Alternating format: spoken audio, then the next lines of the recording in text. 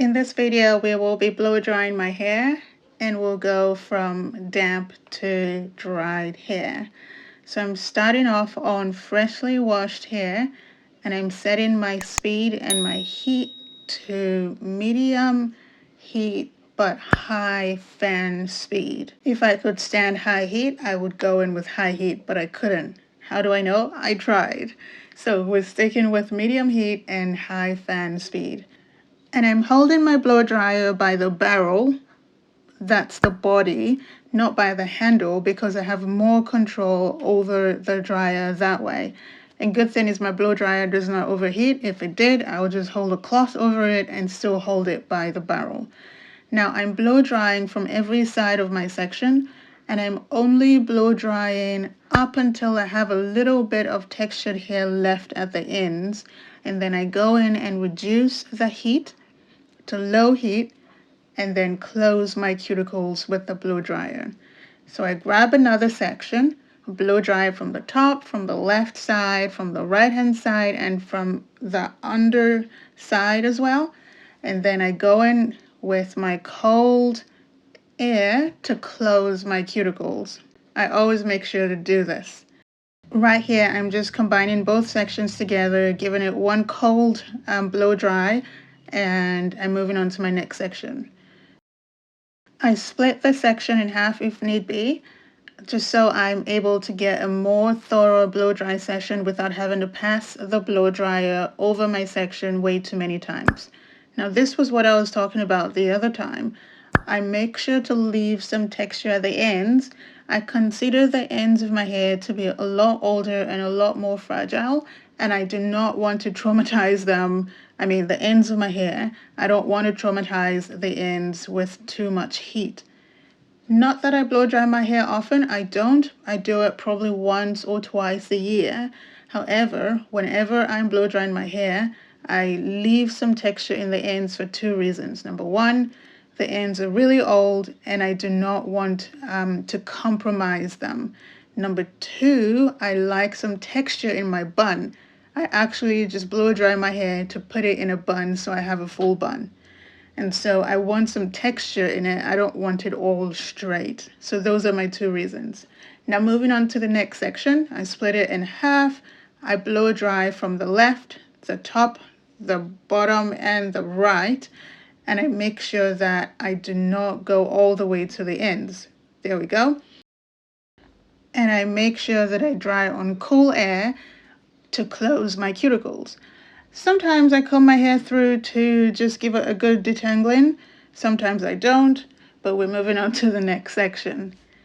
I bump up the heat to medium heat and high speed, and then I blow dry from every section, and I'm holding the blow dryer in a way that allows me to control the movement of the dryer. I dry up until I have some texture at the bottom, and then I reduce the heat and I give it a cool dry session and we move on to the next. And I was just demonstrating what I do when I'm blow drying. I do not have any measurements in my mind as to how much of my ends I leave untouched. I just leave a little bit untouched. And so I blow dry until my section is straight and it's not reverting or shrinking back. And once that happens, I move on to another section. So I don't pass the blow dryer over one section way too many times. I'll add that the reason I don't blow dry my hair often is because I don't like the feel of my hair when it's blow dried. It feels dry. It does not feel nice as when I have my hair in a wash and go, for example. And so I don't blow dry my hair often. However, when I want a big bun, I pull out the blow dryer and I get the work done. And so moving on to my next section. I blow dry on high speed and medium heat because that's what I can stand. And then I make sure that I am directing the nozzle to every side of the section. That way I know that the inside of my section will be stretched.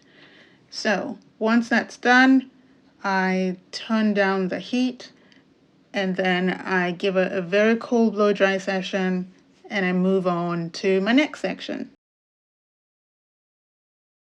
I don't use a blow dryer with a comb attachment only because I don't have one.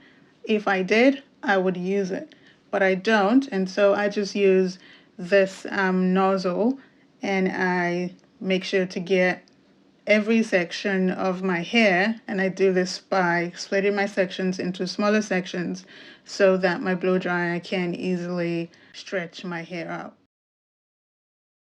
If you've got heat protectant on hand, please use some. I'm not using any heat protectant today because I do not have some on hand.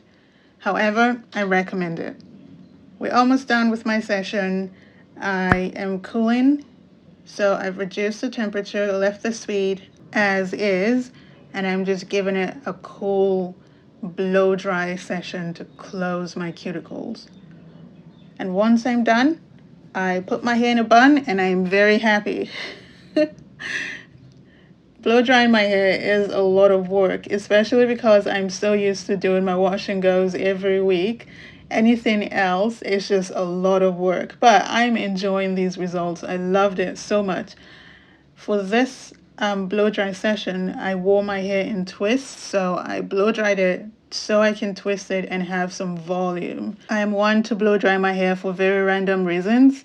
However, it only happens once or twice a year because number one, I don't like the feel of it when my hair is blow dried.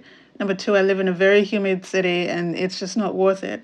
But for this bun, this was worth it completely.